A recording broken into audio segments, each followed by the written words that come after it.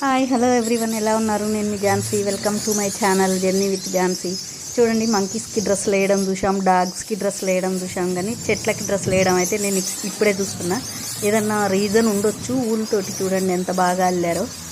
నాకైతే రీజన్ తెలియదు, మీకు ఏమన్నా తెలిస్తే కామెంట్ చేయండి. ఈవినింగ్ టైంలో పోతే చూడండి పక్షులు ఎట్లా అరుస్తున్నాయో, ఎంత మంచిగా హాయిగా అనిపిస్తుంది వినడానికి.